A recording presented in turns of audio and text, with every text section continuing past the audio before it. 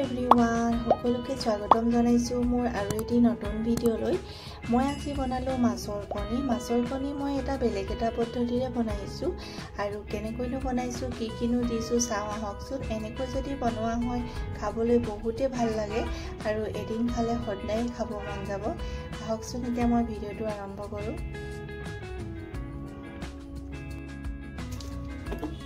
এতিয়া মই তেলখিনি দি লৈছো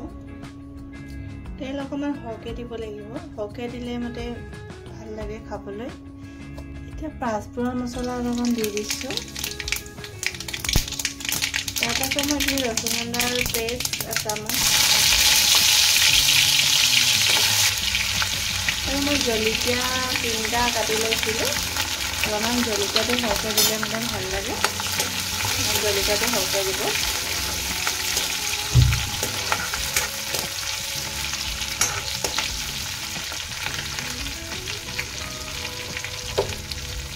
আৰু এইখিনি মোৰ পিঁয়াজ মই 4টা কাটি লৈছোঁ মাছৰ কণীৰ লগত অলপমান পিঁয়াজ আৰু জলকীয়াবোৰ বেছি দিলে মতে বেছি ভাল লাগে খাবলৈ মাছখিনি অলপমান ৰঙচুৱাকৈ মই ভাজি ল'ম মোৰ পিঁয়াজখিনি অলপমান ৰঙচুৱা হৈ গ'ল আৰু ইয়াতে মই হালধি দি দিছোঁ আধা চামুচ ধনিয়া পাউডাৰ মই এচামুচ দি দিছোঁ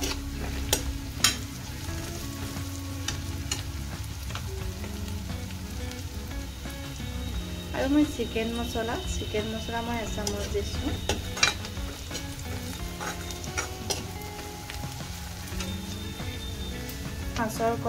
মাছৰ কণীখিনি ইয়াতে দি দিছোঁ এতিয়া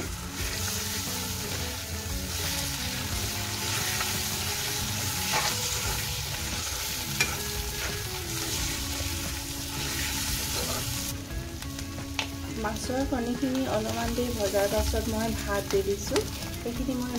আধা বাটি ভাত দিছোঁ আৰু ভাত দি যদি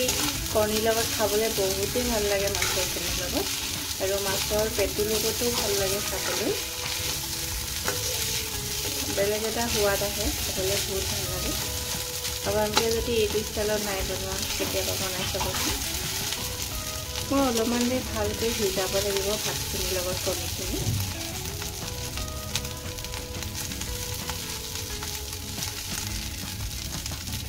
মোৰ মাছৰ কণীখিনি হৈ গ'ল আৰু এতিয়া মই এইখিনি নমাব পাৰিম